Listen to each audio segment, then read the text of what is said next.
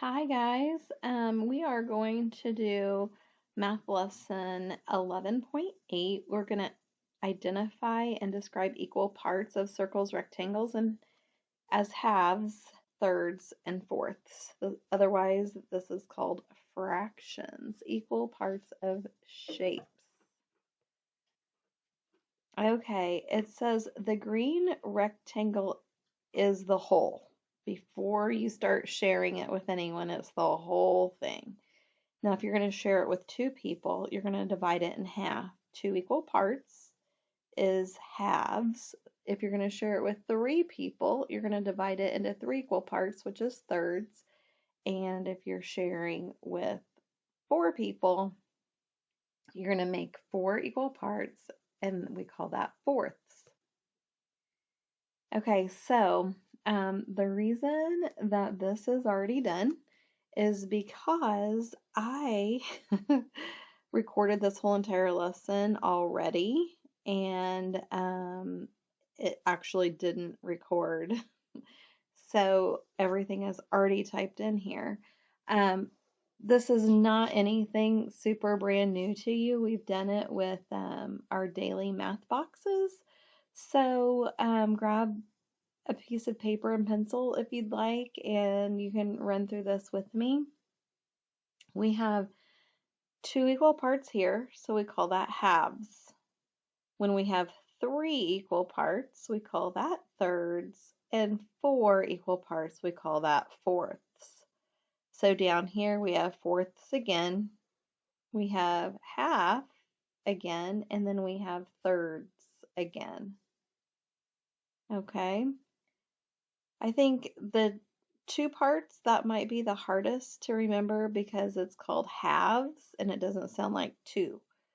So fourths sounds like four equal parts. Thirds sounds like three equal parts. It's the halves part that gets tricky, but I think that you know if you are going to share something with one other person, you have to have two equal parts and divide it in half.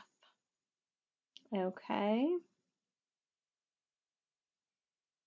So here they have asked us to explain how you know that the parts are halves. So I drew a square over here. I divided it in half. And you can divide a square in half many different ways. I just chose to draw a vertical line. You could draw a horizontal line or you could draw a diagonal line, okay?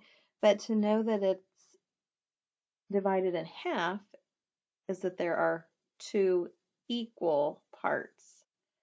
The word equal is very important, okay? Two parts don't necessarily mean that something has been divided in half. Okay, and here we were supposed to X out the shapes that do not show equal parts.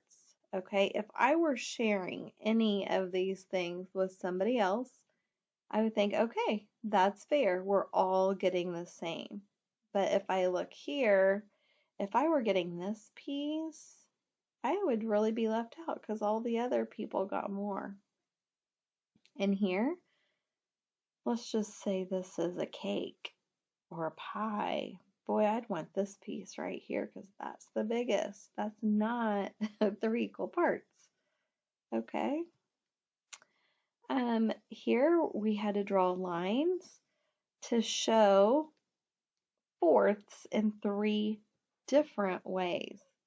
We have four equal parts here, here, and here, and they're all drawn differently. We could even draw vertical lines here on this square to make it even different.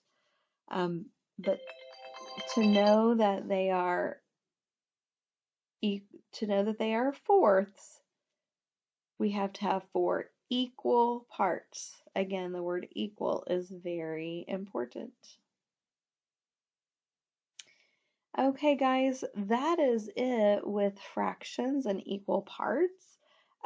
You are going to click next at the bottom of this page so you can practice what you learned.